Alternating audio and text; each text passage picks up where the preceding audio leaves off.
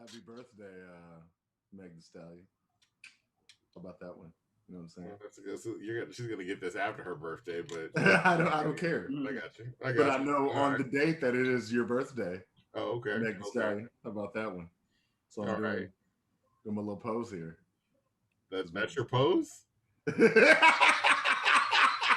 That no, that's confidence. That You know what I'm saying? You know me. that is the confidence that you have. That pose is to get Meg Thee Stallion's attention. I like it. I You like it. know me. You've known me I my like it. whole entire life. I like Okay? it. I like You it. know? We'll see if it works. You know what I'm saying? Maybe You know what I'm saying? I was at the Hottie Ranch, Meg. How about that one? You know what I'm saying? I think I still got that money. I still got that money too. I think I still got that money. I still It got the was money. different. It was different than the Usher bucks. Hers didn't look as Usher. Usher stuff looked realistic. Like I feel like I know he threw out real money, but still, it's wild to have your face on different denominations. That's what the Yeah. different denominations is what does it for me. The Like, different and it looked really close because yeah, I have the Megan Bucks on my mirror, and so I look at them every day. It's a lighter green. The paper's different. It blatantly and it says right there, like huge letters, no monetary value. most of the time people do that. I think there's so many rappers that have made like the money with their face on. 50 Like I Cent. think Remember that? I got some 50 cent dollars Yeah. or something like You that. gave me But some of those. it's smaller than the Mm-hmm. other stuff looks like they were trying to make real money. Like he found Yeah. a counterfeiter and was like, yeah, let's go with this. Counterfeit, man. I've seen all of that stuff. The Bumby ones, it was Yeah. I try to collect them all. You know, I don't collect a lot of things. I'm a nerd. I still don't collect wrestling stuff, even though I like it. But you're a collector. You collect a lot of stuff. What's those? Funko Pops? I collect a lot of random things, Funko Pops, board games, You card got a games. gauntlet right behind you. Uh, yeah. You're right. I got random stuff. Just any random little thing. Shot glasses is what it is. I'm a collector. That's a good thing. I say all that to say it's not only the others that collect, it's also people like us who are black and ugly as ever. However, I stay Houston down to my socks. It's your boy Chips Ahoy. Yes, I brought it back in my humble opinion podcast. It's Avery, like a very nice guy. That's me, along with my brother, Jess Devon. That's me. All right, so I mean, usually pause I was for just all the on the screen, and I was like, "Nah, we gotta go." You know what I'm saying? I was there. Y'all saw me. Y'all know what I look like. yeah, but Jess Devon. I This don't has want to step on been the intro. so it's all right, man. It's another In My Humble Opinion podcast. We're back on this podcast journey. We want to thank you guys for taking out your time and actually watching, listening for us or whatever. You could find us, you could find us where you already found us, but we're also on everywhere you could find podcasts, and we're also on the YouTube. So, Meg, you could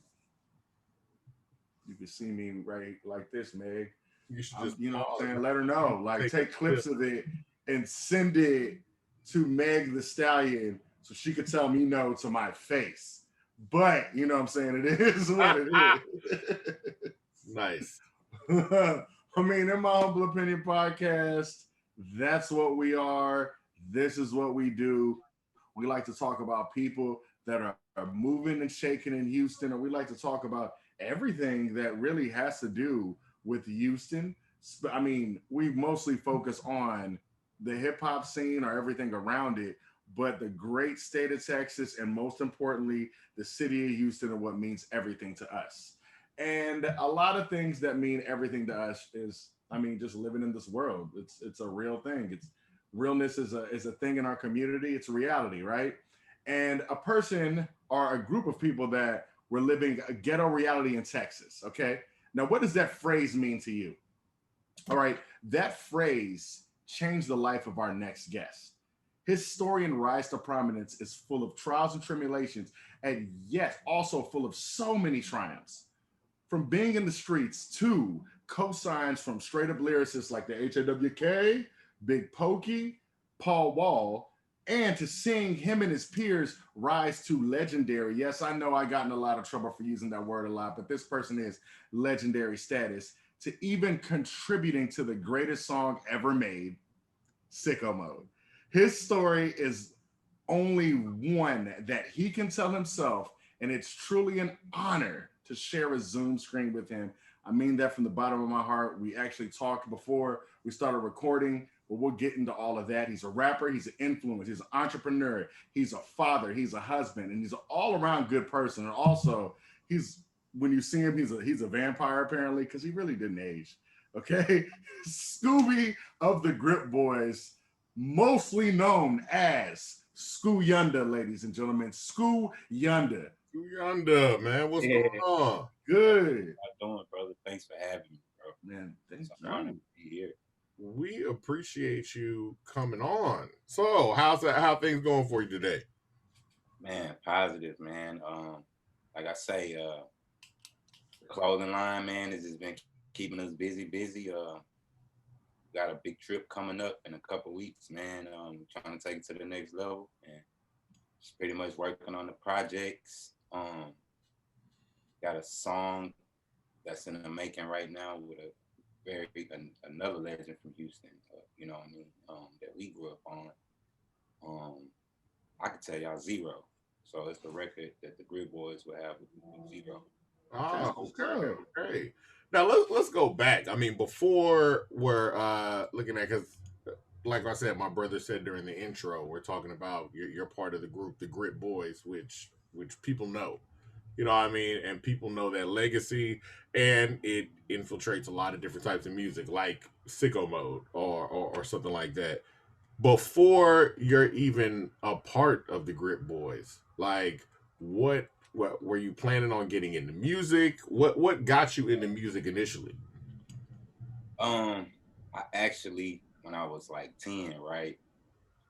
I want to say 8, my mom started buying me like karaoke's and keyboards and just, I don't know why she bought it. I guess I used to ask for it when we went in the store.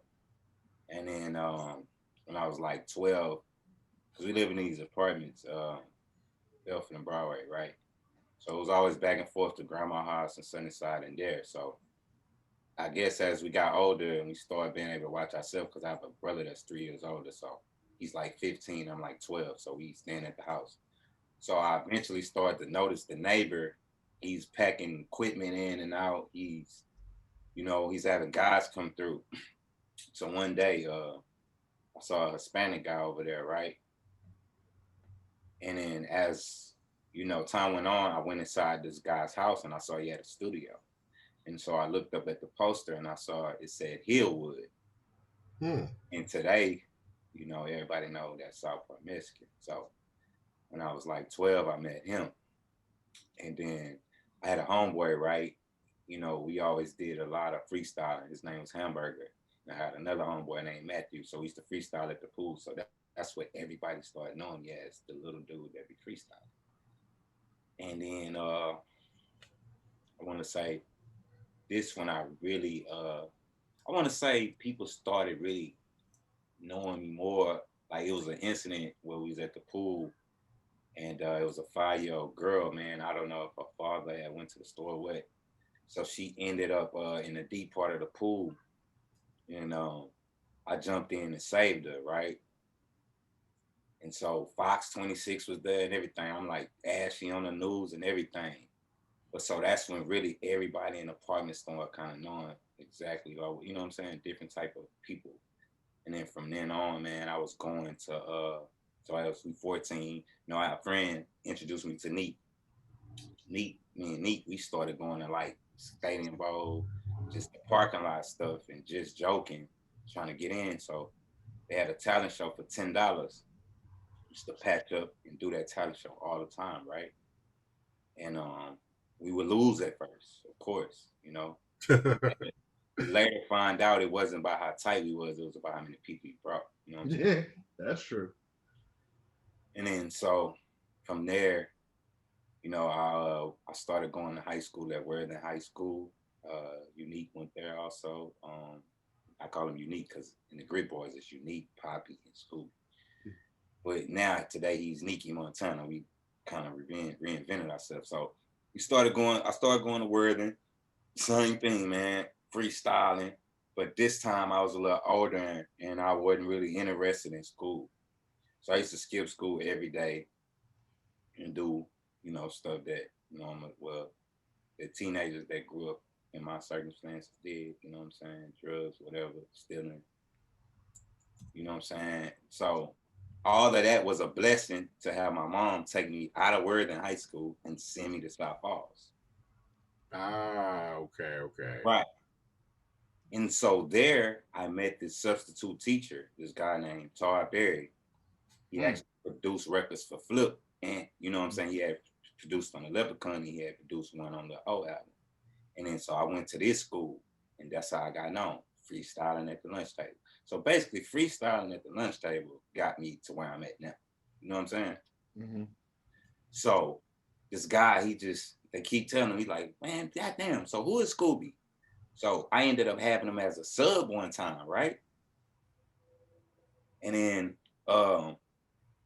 he didn't really deal with me then. But around the same time, we was going to trade wins. And Paul Wall was a DJ there, right? Again, we skipping a line, freestyling. But this time I'm winning that bitch. You know what I'm saying? I curse on him, I'm sorry. Yeah, absolutely. I'm winning that shit. They letting me skip the line every time. They like, this nigga's finna wreck. Neek, I bring Neek. Wrecking. And then from there, I used to do this system where at 3 o'clock I run home and I call 97.9 like a bunch of times to get on a roll call. I'm back to back calling this shit. Finally, we getting through. J Mac ended up. That's how I knew J Mac before I became Scooby from the Grid Boys, because I'm calling roll call. You know, man, they know him because I'm freestyling every day. So to put my boy on, you know how they'll be like, "What's your name, baby?" Instead of saying my name, I have Neek on 3-way. He freestyling the second part. So we killing that bitch. You know what I'm saying? Yeah. That's really how my name really started touching the streets. And then from there, you got Big Pig coming up to South Falls selling Switch Out CD. They telling them about me. So all of this shit, then I started, that's when tapes went from CDs, right? So I figured out how to get the tape to a CD. I used to pay a guy $2 a CD to do it for me. Yeah. I sold them for $5. So I was selling my CDs in high school and they was buying it. So at this point now, you're selling me, because I mean, we're talking about, because we went through a lot on the history from saving a little girl at the pool. Mm-hmm. That you were seeing when you saw SPM. Did you know that was SPM? Was he SPM? Well, he was just a dude with some equipment. He was recording at my neighbor's house. He had the equipment. SPM was just probably paying him for studio time. He had his album out. I didn't know nothing about albums. I didn't know how nobody looked. I was jamming screw tapes. I didn't know how Kiki and Fat Pat looked. Yeah, I never know how they look at that time. We didn't know back then. We didn't know how Scarface and them really looked, because, you know what I'm saying? My mom used to be jamming that. I was a kid. My mom was jamming Scarface and Ghetto Boys when we was 8 and 10. And we was like, dang, mama. Me and my brother look at each other like, dang, he just said, mama, let us listen to him say that. Letting the nigga listen to damn cussing. So when I started rapping, I'm cussing. You know, she kept buying me microphones, man. Kept buying it. And so when I got older, I know this kind of away from the surgery, but my uncle, he was like, you had a great uncle that had a band and a juke joint. So that kind of explains it's in my bloodline. Okay, yeah. But, okay. So from there is when kind of Paul started coming up to South Falls, right? He would holler at PT. And then so one day he's like, yeah, Paul gonna come up there and fuck with you. I'm like, all right. And he was like teaching like the bad classes, like DMC, SRC, whatever you call it. So, you know, I had So wait, hold on, wait. So you're telling me Paul would come up to Todd's class? Yes. Oh, snap. Oh, okay. You're in Todd. This is before he's pretty Todd. This is wow. Yes. That's awesome. Continue. I just want to clarify for the listeners. Right. So I might have seen Paul at the school just like on some CD shit because he went to Jersey Village. Just around the corner. Paul ain't number 1 year older than me. Yeah. You know what I'm saying? So we all really in high school while he's DJing at the skating rink. So he coming up there. So one time, I'm like, man, I'm finna just be getting in trouble so I could talk to Todd all day. So I used to be in the DMC class like every day. So one day I go to this bitch and Paul's in that motherfucker. I'm like, wow. Like, what's up, baby? You know what I'm saying? Woo, woo, woo. Yeah. Y'all know each other, yeah. Yeah. So I'm like, damn. And I'm looking like white ear. He Todd like, for you. I'm like, what? I told you I'm gonna tell him to come out at you. Cause I never really got to talk to him at the skate ring because there's 30,000 niggas trying to talk to him. But he knew. He knew because the flow, you know what I'm saying? He would even put the right beats on. Like it was crazy. It's like he knew. But so from there, the Color Changing Click mixtape started. And he started putting us on there. I might have been 17 when I rapped on it. I was still at South Falls. So by the time I graduated, I'm already they playing us at the Capitol Beach. Cause I remember being in high school, being on the seawall and him and Chameleon giving us CDs of us being on there, like 10 CDs a piece of Bobby Boucher. You know what I'm saying? And then So this is on Color Changing Clicks. This is on one of their mixtapes. Y'all are on it. And Chameleonaire is giving y'all CDs to hand out. But when we actually went and recorded it, like a lot of people be thinking Chameleon wasn't with a lot, like Chameleon fucked with us. Chameleon gave us a verse when he wasn't fucking with Paul, and we the first, Nine Later Pain remix is the first collaboration with them both on there after they was beefing. You know what I'm saying? Yeah. Chameleon told me, he's like, I ain't even give R. Kelly no verse, and I gave you a verse. You know what I'm saying? So, because I had that type of, I'm a real one, bro. Niggas don't, my energy be different. You know what I'm saying? And so, I don't know why he gave it to me, but I just feel like, you know what I'm saying? I'm a different type of breed, but, so, they had us on them. We in Atlanta, twin in there, Luke, them niggas crunk, like, man. Dang, we wasn't even who we was. They was just showing us so much love and feeling the flow. Because we was really rapping, talking about some different shit other than the I'ma come down, even though we loved that to death. That's how I learned how to rap for Screw Tape. I'm just saying, I was being lyrical then, punchlines then. So, and I'm gonna show you the connection between them and the record label I signed to, right? Game Face. And Todd, right? It's all connected, bro. It's crazy how it happened. So Todd's going back and forth to Game Face. One day he said, I'm gonna take you up there. I go up there. I record the demo. Willow's there. Willow producer, I could do that for Flip. Yep. He was like the co-owner. And Kenny Lou was the CEO. So after that, it was like summer to the 12th grade.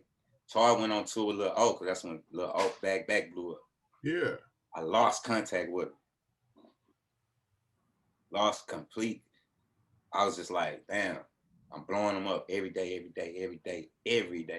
I call him all summer, the end of the summer. What's up, bro? I'm gonna get you back in the lab, woo, woo, woo. You know what I'm saying?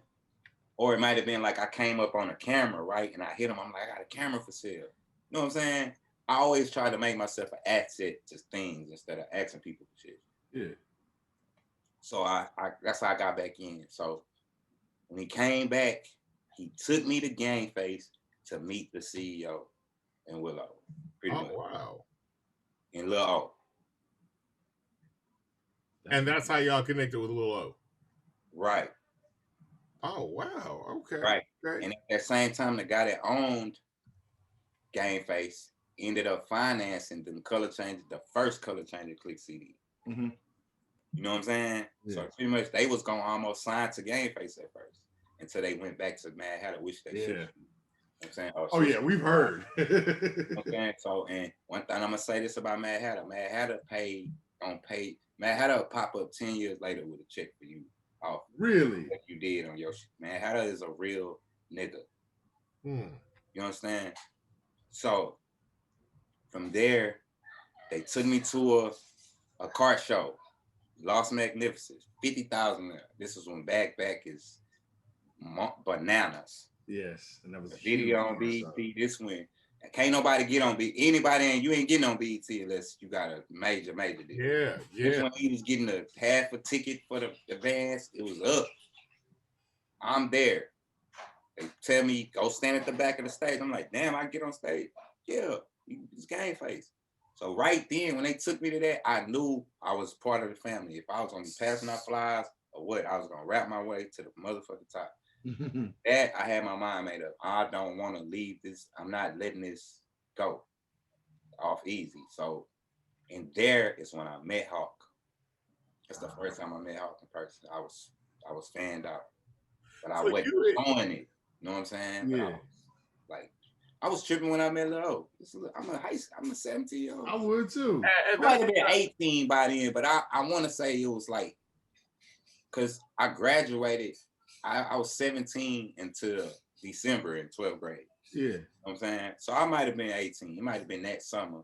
Yeah, it had to be because Los Magnificos happened like right near when summer was starting. So Right. like it had to be at that time. But like, what was it like meeting Hawk though?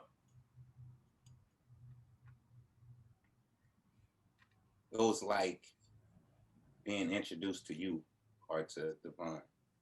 Like it wasn't like someone was introducing me to Hawk or the SUC or it wasn't like that. Yeah. Oh, bro. You know what I'm saying? And then that's what's the killer part about it. That was my only time meeting him, right? So the next time I saw Hawk, we at the studio. Come in the studio. I'm looking at the nigga. I'm not trying to look at him so he don't think I'm on some. Yeah, I know how that go. I might have walked to the back. That nigga came in. That boy said, "What's up, school?" I say, "My name." Yeah. I'm like, "Oh shit!" I'm thinking the nigga not gonna remember my face. Nigga say, "What's up, school?" And from then, I knew he liked me, like, because he treated me like I was like, you know what I'm saying? I can't really explain it, bro. He treated me like I was a star at the gate. Like he knew what he wanted me to make me as, and what he wanted for, you know what I'm saying? He already knew Poppy because, you know, he was going up there with Lil O. Okay. You know what I mean? Lil O, Poppy was Lil O hype man. Poppy yeah, so I guess after you guys meet, is how long did it take for you to get to being Hawk's hype man?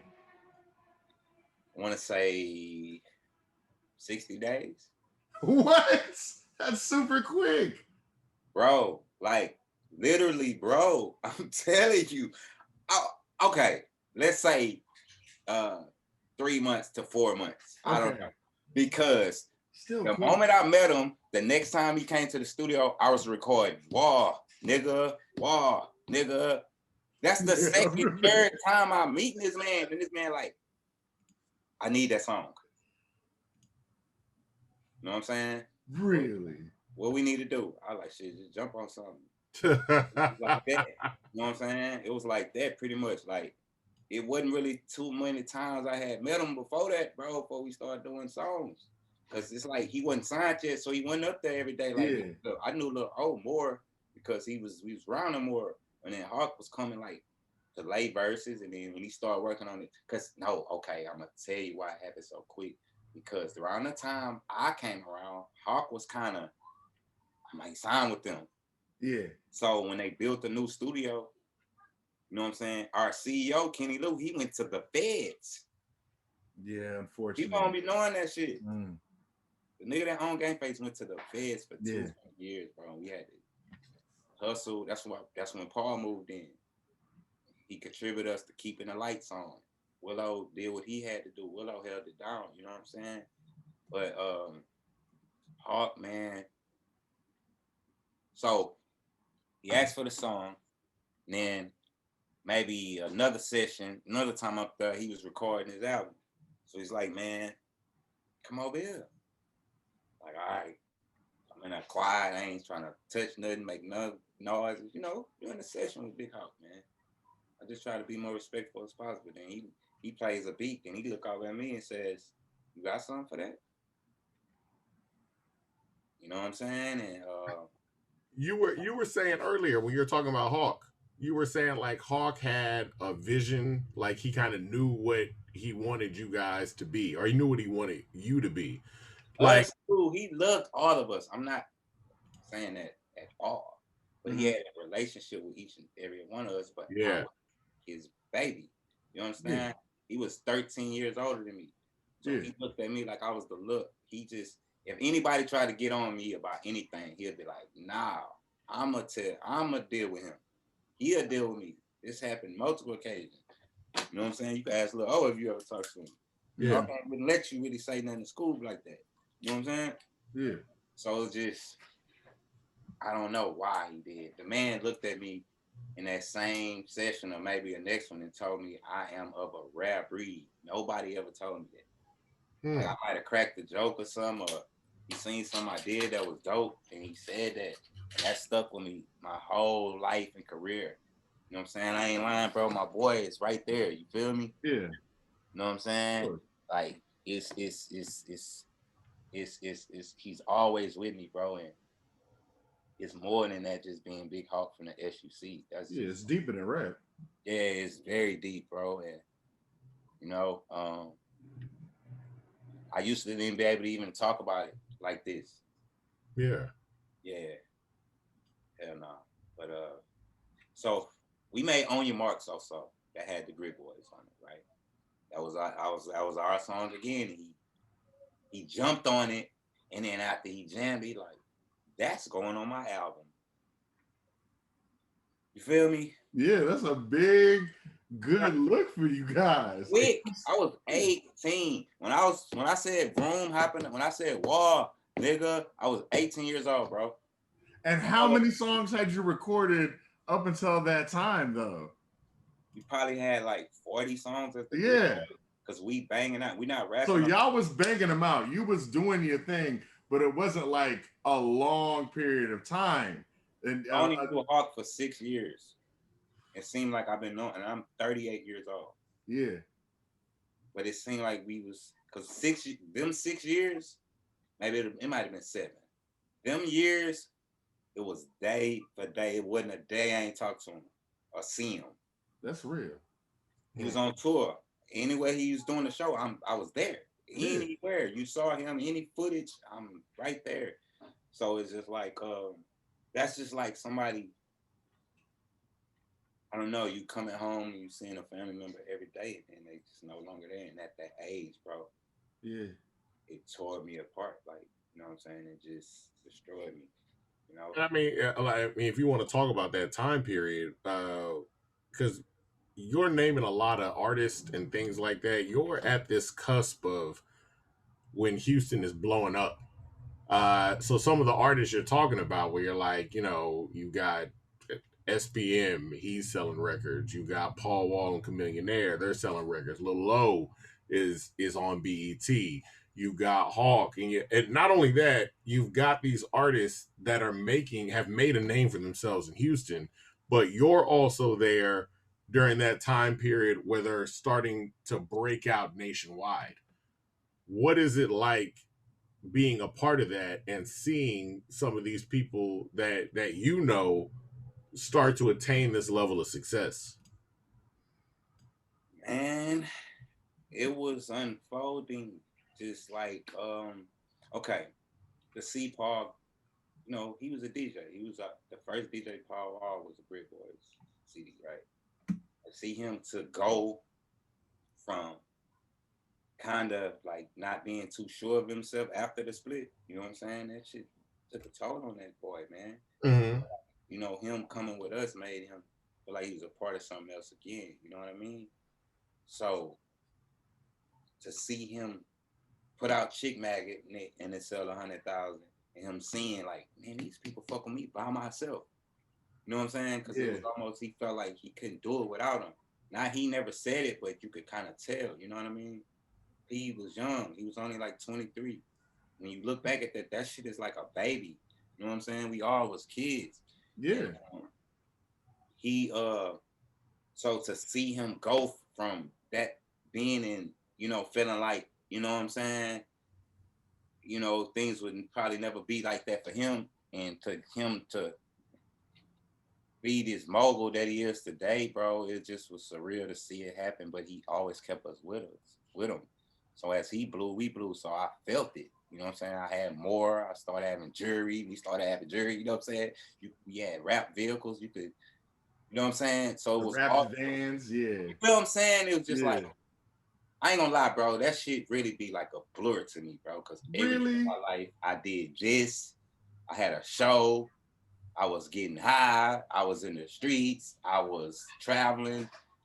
It's not like a blur, but sometimes, bro, I started so early and I've done so much because we've talked about so much, bro. And that is not even really the highlights of the Grit Boys. Yeah. The things we've really contributed to in Texas. But I did so much, bro. It's just like, that's 20 years of shit, bro. And sometimes it'd be like, damn, was I really there? Wow, like that shit don't even real sometimes. Like them shits back there, like, you know what I mean, bro? We got out of mud. I told you where I started from. Yeah. And let's talk about the Grit Boys, because was it always to the plan for you guys to be a group? Or nah, man. Yeah, let's talk about Poppy was signing Game Face first. He went to Worthing with us, but I didn't know him at Worthing. We wasn't friends in that. Me and Neat went to Worthing. We was friends. Poppy like 3 years older than me. Yeah. And so when he got there, he was already signed. So it was kind of like a competition thing because me and Neat coming through the door, he looking like, damn, I seen them niggas before, but I ain't fucking with them niggas like that. Like, he was the big Poppy been dope. He been killing on features. He was on the 3 songs on the out. So we in there looking at each other like, okay. So I'm already doing me, and Neat did him. So we never was a group, but we always rapped together. And then so one day, Todd making beats, he trying to get himself going. You know what I'm saying? He trying to build this shit up. That's when he made that. They don't know what they're starved about. They don't know what they're starved about. He ended up making that bitch. We could have probably had to be. He ain't even, now man, this shit might be Paula Kiki. Then here, okay, I got another beat. I need y'all to knock out a song. We wasn't rapping on instrumentals. We rapping on real beats. Yeah. Making real concept songs. That's why my songwriting is how it is today. Because we was trained, bro, like literally trained from a adolescent, bro, to be rappers. That's why I say I feel like there wasn't no life before rap for me because, yeah, I've had jobs. I've had doing the breaks and I got a family, you know what I'm saying? But I also have real estate and, you know what I'm saying, I'm grown. So, but it's like, I had no life before rap, you know what I'm saying?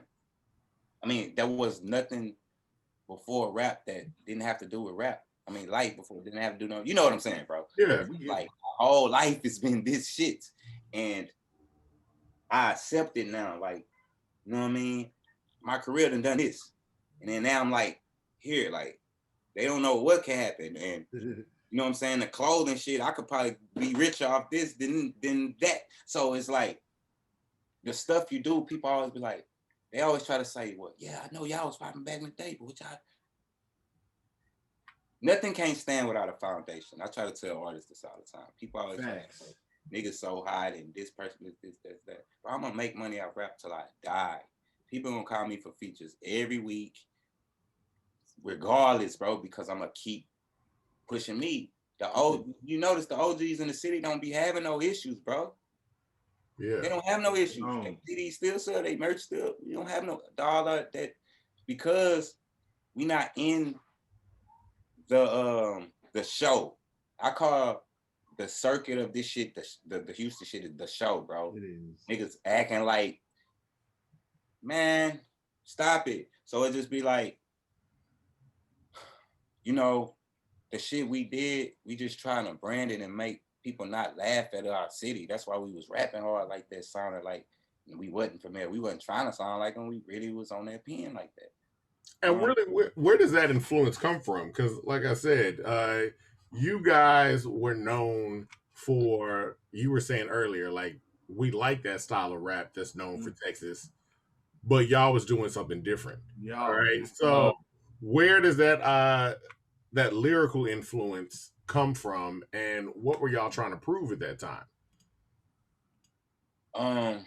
We were trying to just get in. We didn't even know them people noticed us, like other artists, like the artists in the city. They knew who we were early. Like we didn't even know, like niggas. But far as the lyrical shit, I think for Lil O being on the level he was on and the company we was with and the standards they upheld, far as the artists that they had around, like Hawk and Lil O, we knew we had to rap at the highest level. We had to perform. It wasn't like no second tries. It wasn't like half-assing. And it was like, shit, this nigga, I want to get signed. You know what I'm saying? When I was at Game Play, I was like, I want a contract. I don't fuck this. I was rapping in the office before they built the booth. Every day coming to the studio. So once they gave me a contract, that was my motivation, bro. I'm not going back to staying at grandma's house. You know what I'm saying? With this, you know, I want to get farther in life. It just was, I don't know, man. That's why we was rapping at that level, because we seen what it could be. Like, it wasn't no book. It was early. Now, maybe, because it was people trying to offer us deals. It was like a guy tried to sign us in his backyard. Now, maybe a situation like that, I wouldn't have been rapping as hard, but I'm around a nigga. We in a $200,000 studio that they built from scratch. These people signed to Atlantic. Nigga, I'm coming in this bitch rapping the lights out to my voice gone. Yeah. Every single day we did it. Battled each other in the office. We battling, nigga. I'd be like, I don't rap 16s. I rap 24s. That's the first thing he said when he met us. Man, it was a friendly competition until we signed the major deal. You know what I'm saying? And that was 07. So you got to think about it. Since I graduated from high school, we sold 100,000 mixtapes. And in 2006, we signed to TBT Records. TVT. Feel me? Yeah. And so I ain't really skipped no parts, because from being Hawk Hype Man, him being murdered, like right when he got murdered, we signed. He knew we signed because I can remember going to a Swisher House show with Paul, right? And when we performed, I looked out and Hawk was standing there because he had the yellow Hawk jacket, the yellow jacket where they said Hawk, bro. Yeah. And I can remember that shit because T. Ferris was actually there, and I can remember T. Ferris speaking to me about signing me as a solo artist for like the third time. He's like, "Scoob, you're a superstar."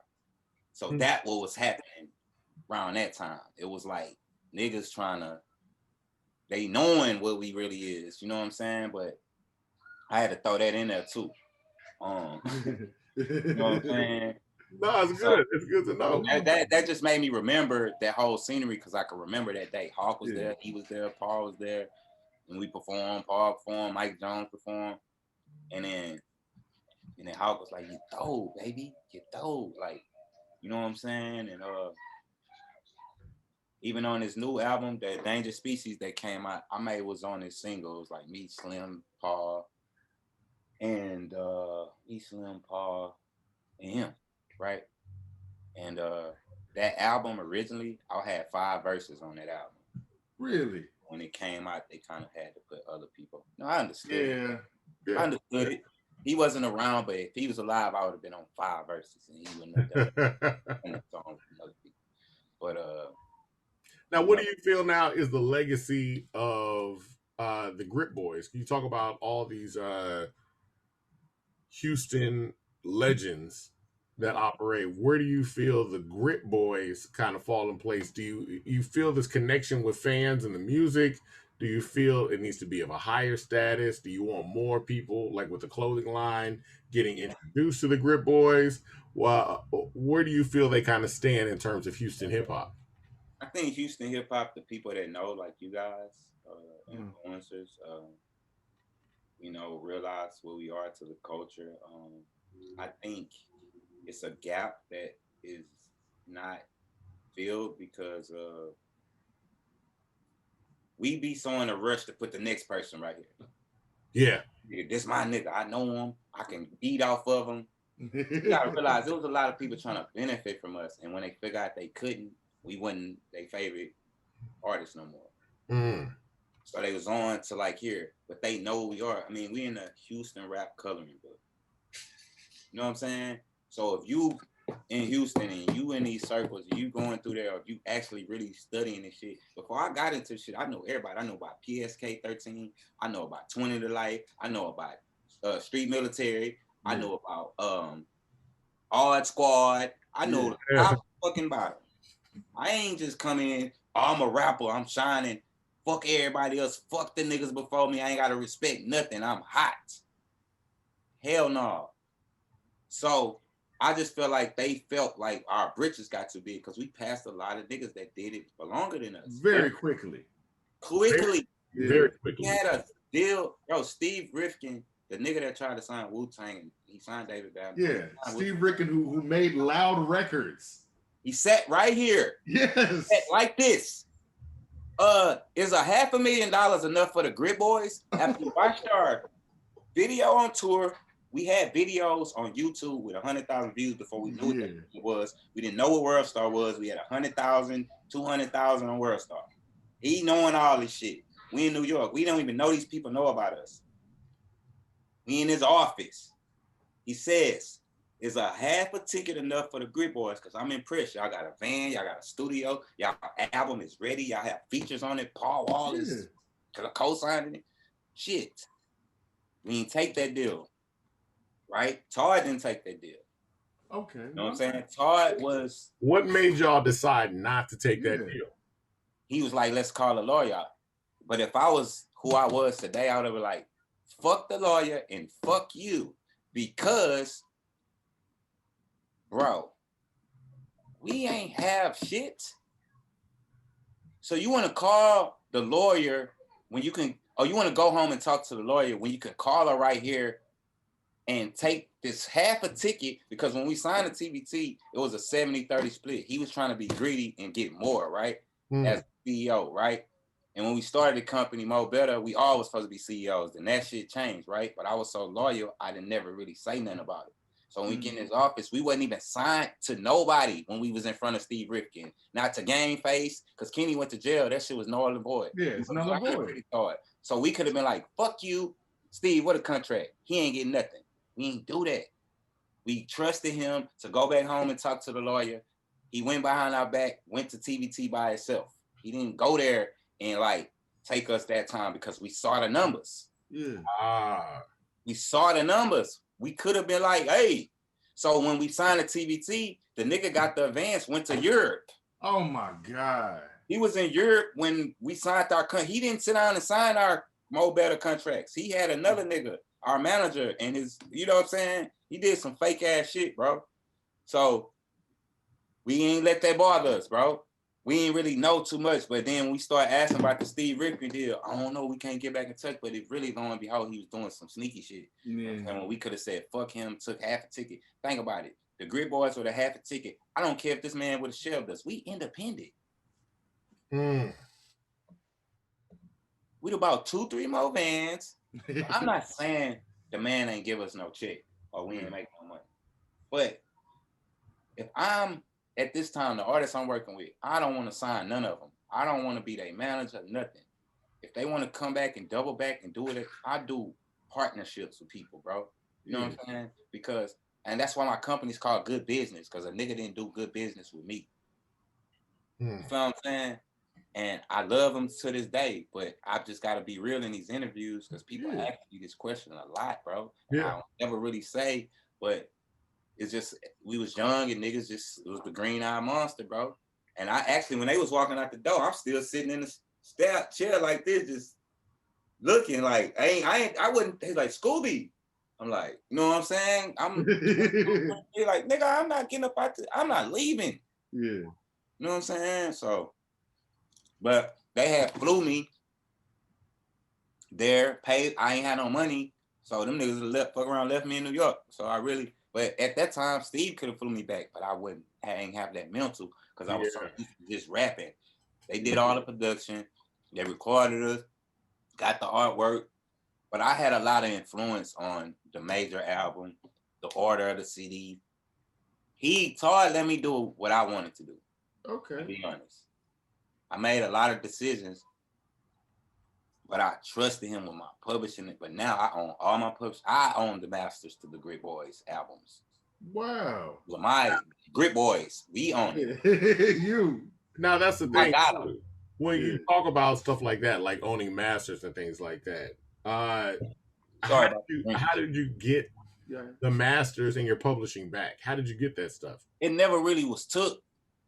It just when TVT filed for bankruptcy, Todd quit, right? And I told him, I was like, I want all the shit. And he know he took money. And he ain't no street nigga. You feel what I'm saying? So we ain't even take it there with him. Mm. Know what I'm saying? So at the same time, it's like, what you gonna do? You know what I'm saying? Because when I found the Grit Boys album, that motherfucker, somebody else was selling it, right?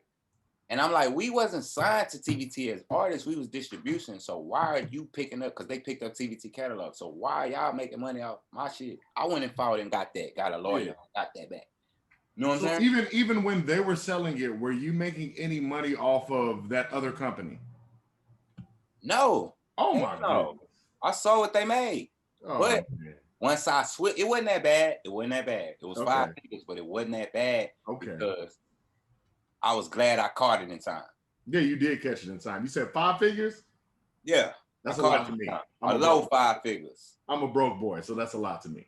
But still. Got 3 people. You know what I'm saying? I'm not acting like Grit Boys is all mine. No, I get it. Nigga that went Low 5 figures divided by 3 people. I see where you're coming from, brother. Yeah.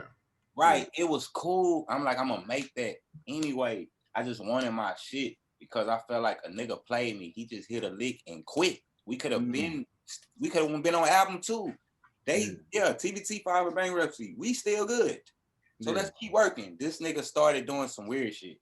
So I just started doing me, bro. And we started putting our Grit Boy CDs out on our own, selling them, making our own money, putting out our own DVDs. And eventually, you know, he wanted to just make beats for Paul. You know what I'm saying? He really got to some Hollywood shit, like, you know what I'm saying? He made 5 tracks on there and he felt like he was a platinum producer. And it was more so, I need y'all to write some hooks for these tracks I'm trying to submit. Yeah, and y'all was writing hooks. He was writing and so when the nigga called me for the publishing deal, I'm real. I'm like, man, this nigga offered me $50,000. Yeah. He double back, call the nigga, and he get the same publishing deal. Pretty hard. Really? And then tell me, wow, I couldn't let you sign a publishing deal because TVT don't want some publishing. Nigga, we got a distribution deal. You don't give up publishing, signing a distribution. You lying. Yeah. You know what I'm saying? I double back and hit the nigga. Like, I never been a dumb nigga, bro. You know what I'm saying? And that's the thing, bro. You got to go through that shit to see really how people are, because you come in this shit, a young kid, people take advantage of you, act like they real, they love you, they big bro. That shit ain't true, because soon as some money come, a nigga gonna start listening to his wife, his mama, anybody that's want something out of this. They don't deserve. How we don't? We the face. They only want to give us a check because of us, not because of you, because your beats ain't even that jammy. That shit was all right, bro. 9 Later Paint is an average beat, bro. Wow. Wasn't rapping on it. I'm just being real. I actually like that beat, but I feel you though. It's an average fuck. I would have never picked that beat today. I would never rap on this beats today, bro. You know what I'm saying? So I was just like a nigga being loyal, confused, and fooled. You know what I'm saying? Like, you know what I mean? Like, he wasn't really, he was smart to put it together, but he wasn't like a musical person. I was a musical person. Willow was a musical person. Willow played the piano. He was just like a nigga that knew how to work shit. You know what I'm saying? A program. Yeah. And I, you know, I ain't trying to be like that about it, but this shit bothers me in interviews sometimes. And people don't really be knowing the full story. And, you know, I'm at the age where I ain't saving no nigga feelings no more in they face, because that's why you here. You tell the full story. But like, what year was this around? Was this before or after? It's 07 when this 06, 07 when we finna sign and shit, right? Okay. You know what I'm saying? It just started getting funny. You know what I'm saying? And it could have kept going, bro. Like, it's crazy, bro. It could have kept going, and I kept going. And so I dropped my first solo album in 2010, right? Yeah. And in Houston Press, it was the #9 top album of that year. right? And there was some big boys on that list. You know what I'm saying? Power Wow was like number 12. I was 9, my mixtape, right?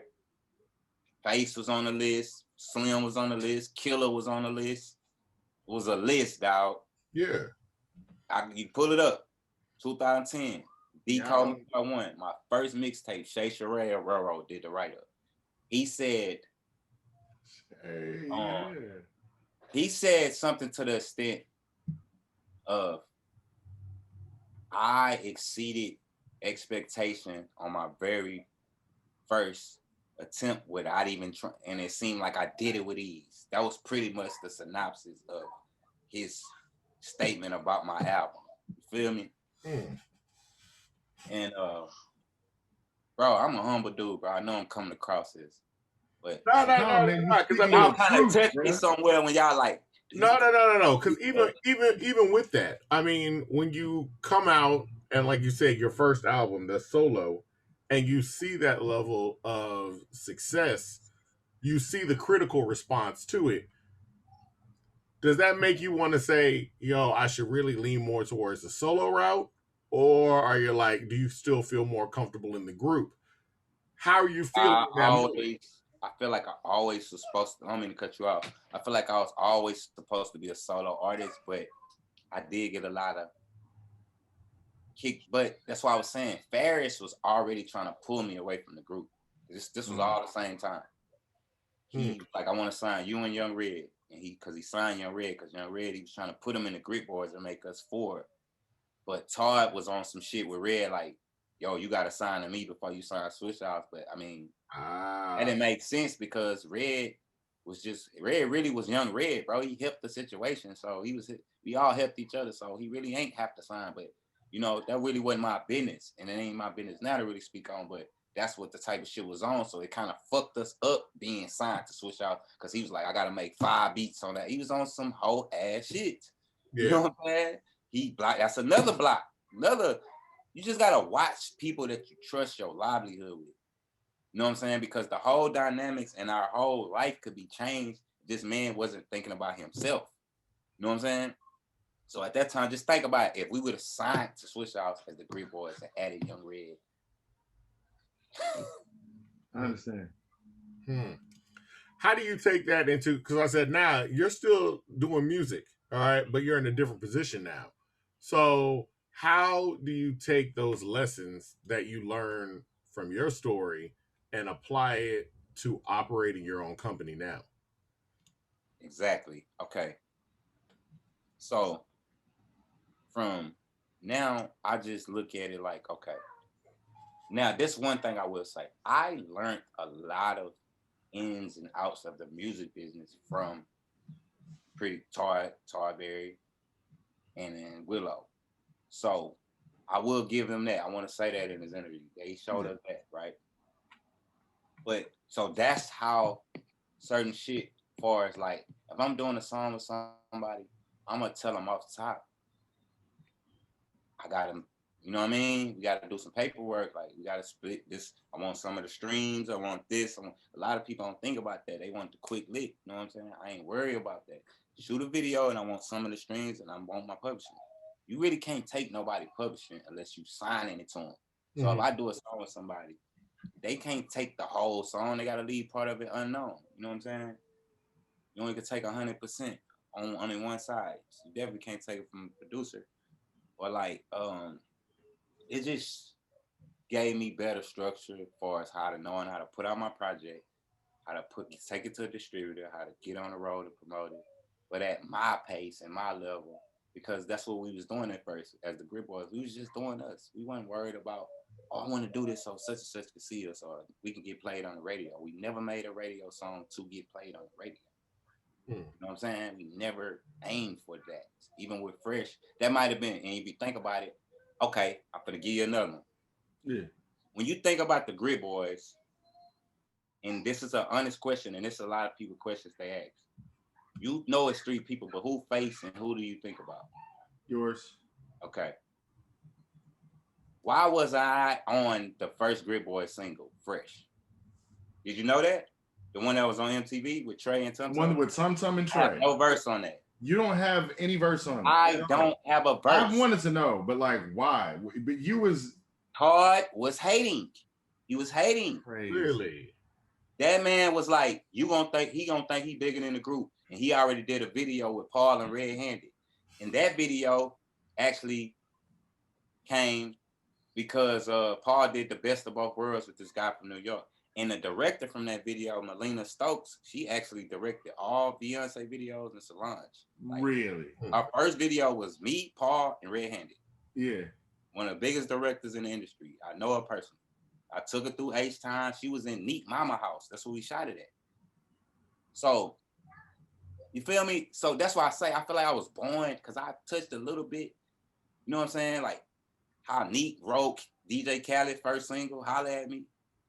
Shit like that. Just think about that. These are pivotal pieces of hip hop. Yeah, absolutely. People, they're, major players that had to deal with the Grit Boys. If you go ask them, if you run into these people in day, have you ever heard of Scooby and the Grit Boys?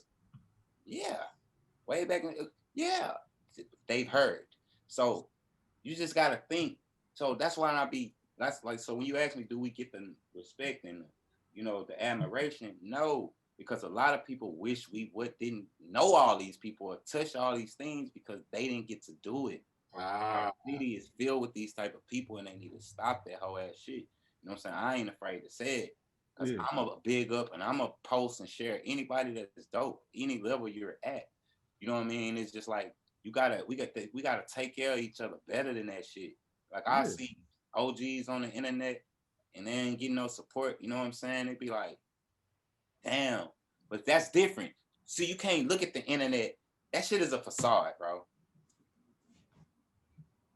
I might go somewhere and everybody know what I'm doing. I'm like, damn, well, I probably had 100 likes on that post. How you feel what I'm saying? Everywhere I go, they know exactly what I'm doing. That is a facade, bro. The internet shit. So I just say an artist, keep grinding your shit in the streets. Keep fucking with people that can put you in places. Like now I have a publicist, right? I had to learn by having a deal. You need people in place to get you these platforms. Yeah. I was fortunate enough to run into Mr. Devon at an event, and he blessed me with this opportunity to be here. So because of my foundation, this is what artists gotta realize. Motherfucker ain't gotta do nothing for you. You know what I'm saying? Just because it's 100 Michael Jordans. It's 100 niggas that think they got down, I don't know, fucking the best at everything, right? Yeah. But if you don't have real work added to the bottom of that shit, man, it's just like, I hate when people are like, man, I be spitting on it. You should put me on this. Like, why? Why should I go do a song with Killer Mike? Or I could go do a song with J-Dog, or I can, not saying I don't want to do a song with you, but these people gonna help me. I need people to help me also. You know what I'm saying? Put me on your song. Why you gotta be on my album? Yeah. I'm gonna do a free verse for you. That's one thing that I don't like because it's like they look at me like I might be a young dude, but I be looking like, boy, I done lost my partner. I done lost my record deal. You feel what I'm saying? Yeah. Niggas turn their back on me. And now when I get myself back up, I have to do the same thing, carry some more niggas. No. That shit is crazy. It is crazy. After everything you guys have done too, and going back to the spitter part, like a lot of people when y'all was like, where they from? Atlanta? And I was like, they are from Houston. Get it right. And y'all was spitting. Drew Santana, Papoose. What was the song? It was J.R. Ryder. It was That's a Bet. Y'all niggas was on it. A real moment for me. J.R. Ryder. I know. When I met Big Boy and that boy told Killer Mike, I seen that nigga before. That let me know right there that I did my job as a lyricist. You feel me? Like for a nigga from a Southern group that's nobody will never beat, to see me as from a Southern group and acknowledge that shit, man, bro. You know what I'm saying? So like at that time though, it was still the hidden wall of, even though Dipset is trying to break it down in around 2004, at that time, 06, 07, 08, there was still that wall between the South and the East. What was it like for you guys to be able to go to pretty much anywhere and be able to spit and be respected amongst the heads? What was that feeling like? It's just like, all right, we did Screw York one time, right? And it was like us, Bun, Kiki. Yeah. It was going down, right? And that's the first time we met Short Dog, right? And I just felt this. I didn't know he was from Houston because he was spitting. You know what I'm saying? Yeah. And so and then it's another time we met since I booked as a show with Devin. To see people in the crowd rapping Nine Later Pain and rapping my verses off songs, it just kind of like showed that they listen. It just was a different tap in, man. Like even with the MySpace days, bro. Like they used to call us like the down south version of the Locks. You know what I'm saying? Yeah, so, absolutely. Like even freestyling with Dizzy Rascal, you know what I'm saying? I don't think that's he would rap with us if we wasn't like, you know what I'm saying, on some shit. Like everybody we did, Mace jumped on our album because he was like, man, I want to rap. I want to be on it. He asked, Mason Betha asked to be on the Brick Boys album. what was that like though? From sitting there listening to that CD in 1998 to having Mason Betha. Really, I mean, it was a different time for Mace, but it's still hear the verse. The version that's out, it's on iTunes and YouTube. It came out in the UK, but the version it says name on it, but his verse not on there. That's the only thing I got to say about that. Nigga, you should hear that verse. But boy, that boy Rick, that shit, like it was a Mace that was Murder Mace on our shit. It was murder, that's what I'm saying. Yeah. It wasn't pretty Mace. It was murder. Man. Yeah, man, but he gave it to us, bro. You know what I'm saying? I think actually, I'm gonna be real. A lot of collaborations happen because Paul ain't show up to the studio and collaborate. You know what I'm saying? We was like, so y'all he did that grill, and he was like, "Shit, the Grip Boys a rap." You know okay. Y'all was at that time, y'all was really super affiliated with Paul Wall. Y'all were basically the Locks for lack of a better word, to Paul Wall's Big. Yeah. So when he wasn't in the studio and he was making all that money off them grills and people would show up for his session, y'all was there. But Mace, what it was, they come use the studio because we shared the studio. Jewel Santana recording that. Wayne recorded the whole dedication at our studio, bro. We used to park the limo in front of that bitch when he went to U of H. That's how we got the song Marching Step. Yes, Marching Step on that album. Yes, right. And Lil Wayne's verse is fire on that. That's how Paul got him on that song, bro. Did his grill. You know what I'm saying? So the niggas used to come to the studio, bro, and this was the second gridiron, bro. When Mace was there, the one, because we had one off. This wasn't Game Face. This was the gridiron, right? Yeah. Live from the gridiron. And bro, it was crazy, bro, how that boy asked to be on that shit, bro. Same with Trey Songz, bro. You know what I mean? How was the gridiron at that time, though? And explain what gridiron is for the listeners. Yeah, explain that out. The gridiron is actually the name of the studio. So Todd and Calvin Earl, right, which is my boy, man. I love Calvin to death, man. He was like the melodies on all the beats, you know what I'm saying? I ain't Calvin, I ain't say your beats was weak. So he was really the nigga that really was playing the shit on all the gridiron beats. But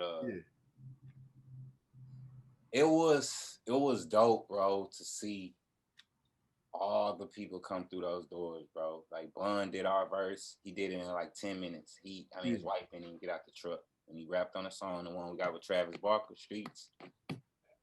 Bun can't lay that bitch, man. That was dope. Shit, Kiki was there multiple times, man. First time I really seen them do a hook. Well, not the first time, but like, you know, I'm lying because we did songs on Hawk Wrecking 2K with Kiki. Yeah. Yeah, but at that time it was just I like, oh know. shit, the done there to come do a hook for the Grit Boys. So you know what I'm saying? That was dope. We shot Spin Something video, me, Hawk, and Young Red outside of that video, outside of that studio. So that's one moment, you know what I'm saying? And it's a lot of good memories, bro. But after that, you know what I mean? It's just Yeah, I can more. understand. You know what I'm saying? Yeah. It's just I need a book or something, bro. No, I mean, you and people are going back because they respect the legacy. yeah. Because you're ingrained in Houston hip hop. Mhm. Let's talk about what you two were talking about earlier on, right before we started I was recording. gonna get to that too. So I mean, we are talking about all these artists, and we're looking back at the past that were looking at the Grit Boys as like this locks of the South. Let's talk about Travis Scott and how does y'all's freestyle get to sicko mode? Man, all right. So Hawk has a cousin, right? He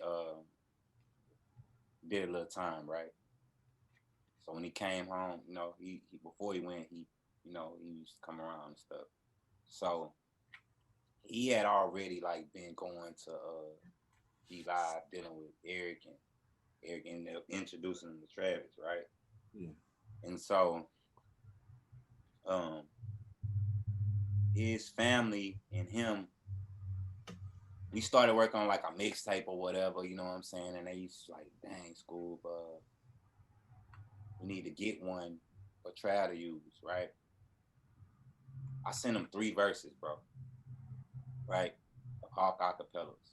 They picked the sample part that says, ask Scoob, Pop, and Neat. We all into the plan for keeps, so nigga don't play us for weak. Yeah. That was my nigga Hawk from Heaven. Hmm. Out of 3 verses, that's what y'all pick? That's real. That's what Mike Dean picked. That part. That's how it happened. I sent it to him, bro. Ellis called me. I sent them. Yeah, because Yeah. I'm in Vegas. Me and my wife. We in the Apple store, some shit. I hear, then I hear Drake now. Man, that playing for keeps. So don't play. Man, I dropped there. I say, that's my shit. I was in the bitch. I told my wife, I said, what are you talking about? I say, man, they used that for that. And it's so, you know what I mean? Man, from there, you know what I mean? All the things that y'all saw happen, you know, we got nominated from a Grammy. Yeah. Man, it just So dope. you had no clue what the song when you sent it off to Mike Dean. You had no clue. It was like, here, take these 3 verses. Let's see what happens. I don't know what's going to happen. I actually sent it to Jay Ellis. Okay. And he sent it to Mike Dean. Okay. You know what I mean? I didn't know. Hell no. No. I didn't know. And I told Mike Dean, but he never responded. I was like, damn, bro. That shit was dope. You know what I mean? Yeah. Like, just for the fact that they pulled that part out of all things where he said our name. Yeah, they cut our name, but it's surrender, retreat. But Man. you know, yeah. Yeah. I played the vocals on my Instagram like 2 days ago. If you want to go here. You know what I'm saying? Let these people know. Yeah. I mean, I just was feeling Hawk's energy that day, and like, shit, we in too deep, baby. Yeah. They can't play us for weeks, so that was dope for Texas. Him, he's Grammy nominated now. That's really one of my life fulfillments to return the favor back to my friend because I knew how passionate he was about his brother Fat Pat, and that's why I continue to rep him today. Because he used to always say, man, I got to rep Mr. Fat Pat. I know he's not my blood brother, but these are things that he taught me personally. Like Hawk used to call me son. Yeah. Risha still calls me son. I'm their oldest son. You know what I'm saying? So it's a different type of reason for me, bro. Like, you know, a lot of people probably want me to let his name rest in peace and try to act like we was riding his name or something, but that ain't that, bro. We, you know, we still who we is, you know what I'm saying? But I be thinking they be coming from that jealousy because people wanted to be next to him. and he didn't want to be next to everybody, bro. You know what I mean? And I ain't speaking for Hawk, but I'm just saying, like, he really fucked with us. So if you don't fuck with us, like, you know what I'm saying, he wouldn't feel that shit. You know what I mean? So it's just like, I just gotta hold my partner down because personally, I know what he wanted, bro. Like, I really did. I really do. You know what I'm saying? We had conversations like one like this, me and him in the car. You know And what I'm saying? what is it that he wanted? Like, I mean, were it not for him being unjustly taken, He what do you think his goals were out here? he wanted his clique to be on top. He wanted to get that takeover album done. He was totally against um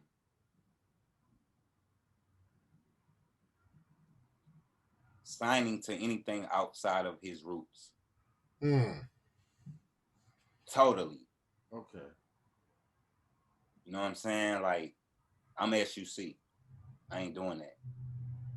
You know what I'm saying? So he wanted SUC to be Wu-Tang. He Yeah. wanted that shit. Like, you feel me? Like, this all this nigga was on. I gotta do the takeover. You're doing the takeover. You play songs. Tell me a thing about this. Ooh, why this how I'm coming on there? He rap his verses. He'll have one page, he'll write so much, he'll have the next paper. You know what I'm saying? Like, he done wrote off the page, he got the next paper rapping that bitch like crazy, bro. Like, in the car. Man, I got a CD Hawk gave me full of beats to write to for that Randy Smooths. Still got the CD, bro.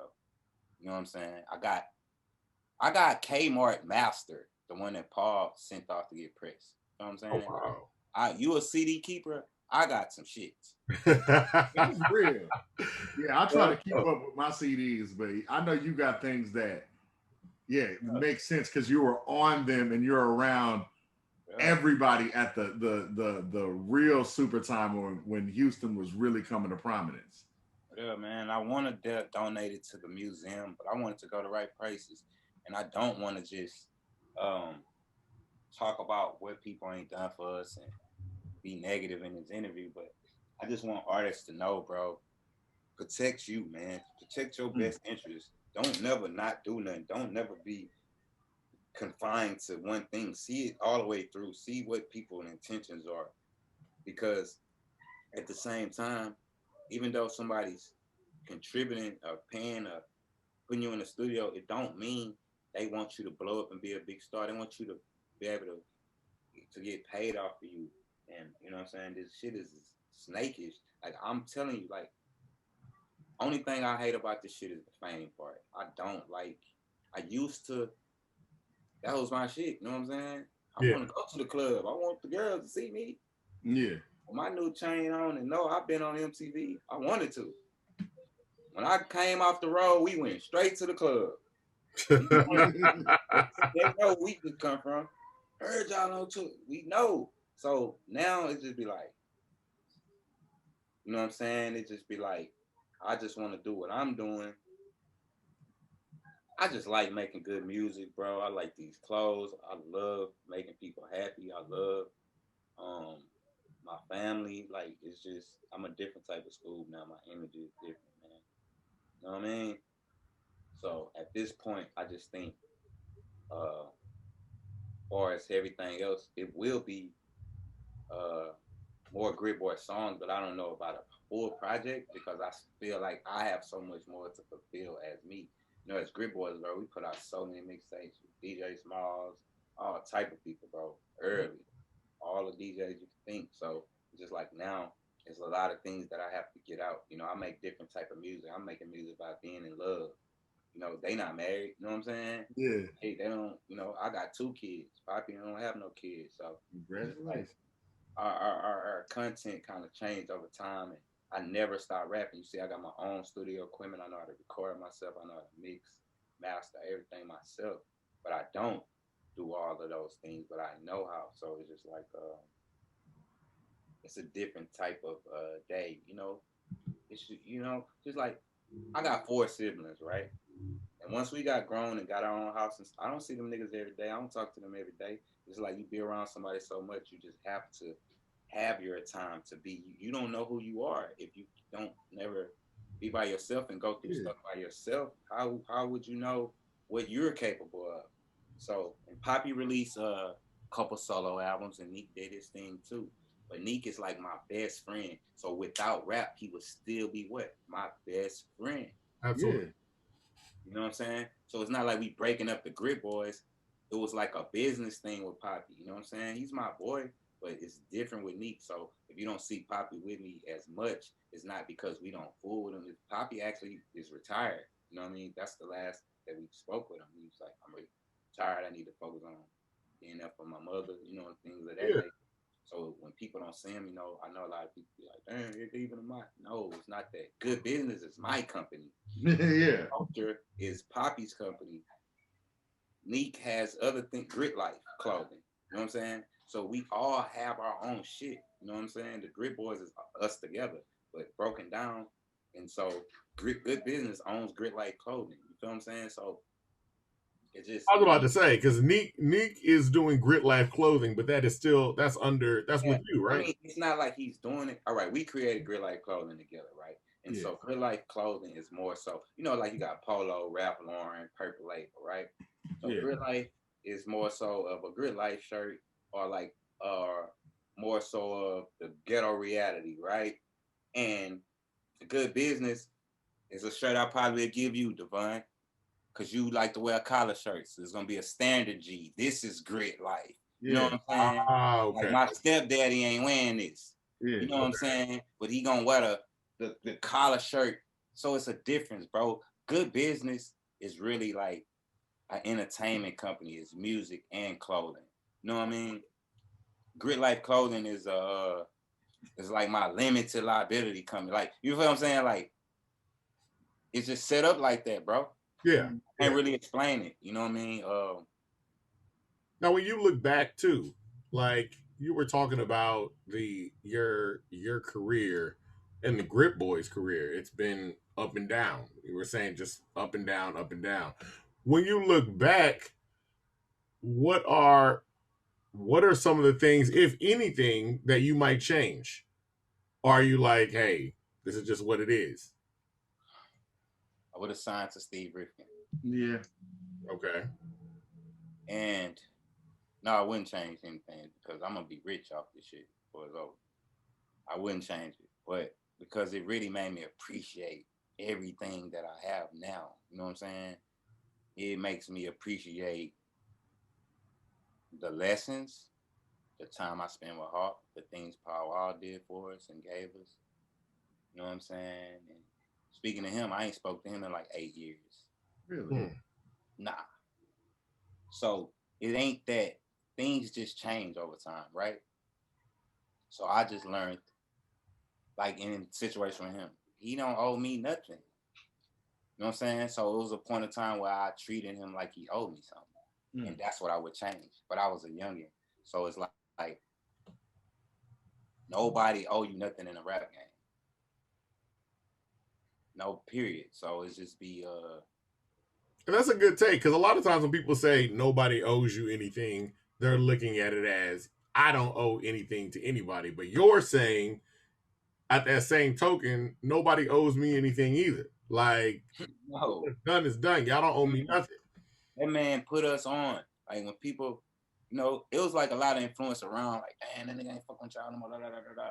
But it really wasn't it. And it was a point of time where Hawk went and did this thing with Trey and did Swang. You know what I'm saying? And I'm gonna be honest. It was a conversation that it was a situation that Trey had with Hawk, and I put them back together. Me. Hmm. You know what I'm saying? And then Swang came out. Feel me? So he really was with Trey a lot while we was with Paul doing our thing. So I realized at some point he didn't owe me nothing. I used to look like, damn, I ain't been fucking with Hawk been busy. You know what I'm saying? But I would talk to him, but he ain't taking me with him. He had to do him. Yeah. I had you little niggas. So when I'm doing me, and the nigga always like, well, bro, I put you on 2 CD, I put you on the 3rd mixtape, or I did this, so I introduced you to this. I don't have to carry you through my whole career. So that's the same thing with the Grit Boys. Any business entity I do, or anything that Paul Wall, he didn't have to like, oh, I'm gonna hire y'all to sell grills too, just cause I rap with y'all. That I learned that. Yeah. You know what I'm saying?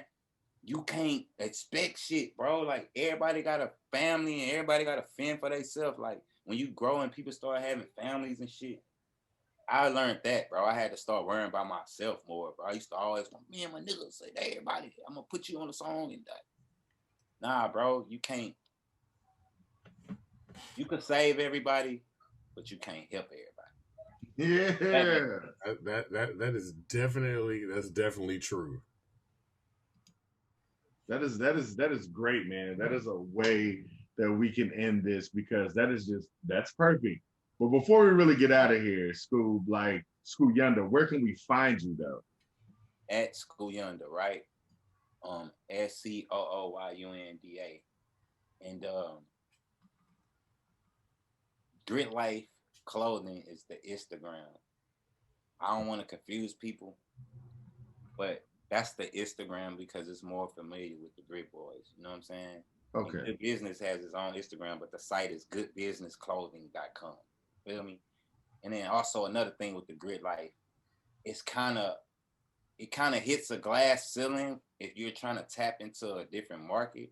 So that's pretty much what a good business, you know what I'm saying, takes in place. You know what I'm saying? This for the streets. That's for the mainstream. Yeah. That's real. That's real as hell, man. Once again, y'all, this is In My Humble Opinion podcast. I've been Avery, like a very nice guy.